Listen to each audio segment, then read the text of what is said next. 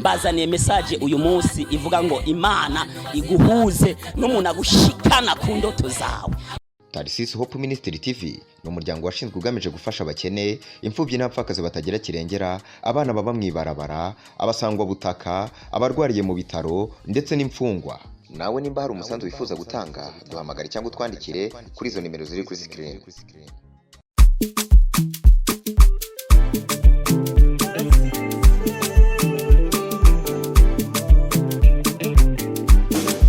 Ndabaramukije cyane mu izina rya Yesu Kristo. Ku mazina nitwa Prophete Bifiserezo Aimable. Mbazaniye message uyu munsi ivuga ngo Imana iguhuze n'umuntu agushikana ku ndoto zawe. Imana iguhuze.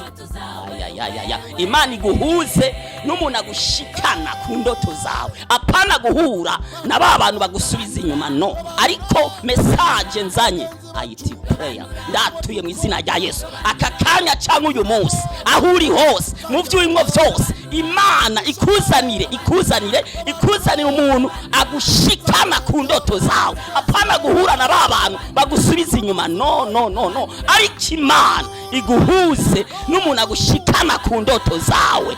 Umuntu agushikana ku ndoto zawe ni ukeneye guhura nawe uyu mwaka, ni ukeneye guhura nawe ku kwezi, ni ukeneye guhura nawe uyindwi uyu munsi aho uri hose. Imburi hanze y'igihugu, imburi mu Burundi, imburi hehe, ndakwatuye ko Imana iguhuze n'umuntu agushikana ku ndoto zawe. Usomye igitabo cy'Itanguriro 37 ku murongo wa 15 haravuga umuntu yita Yosefu ariko arondera bene se iyo bari kuragira, ariko arazimagirika.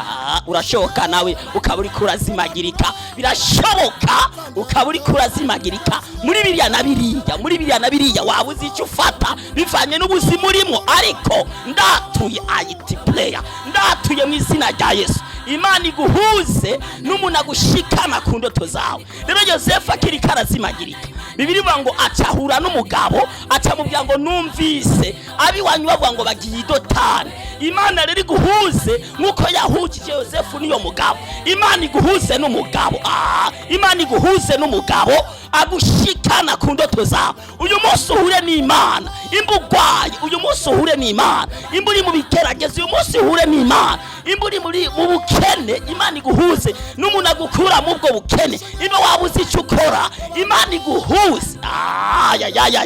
Imana iguhuze n'umuntu agushikana ku ndoto zawe. Murakoze cyane. Yari Aimable Bifiserezo. Shalom, ndabakunda cyane. Imana iguhuze n'umuntu agushikana ku ndoto zawe. Amen. Tarisisi Hope Ministry TV ni umuryango washinzwe ugamije gufasha abakene, imfubyi n'abapfakazi batagira kirengera, abana baba mwibarabara, abasangwa butaka, abarwariye mu bitaro ndetse n'imfungwa. Nawe nimba hari umusanzu wifuza gutanga, duhamagare cyangwa utwandikire kuri izo nimero ziri kuri screen.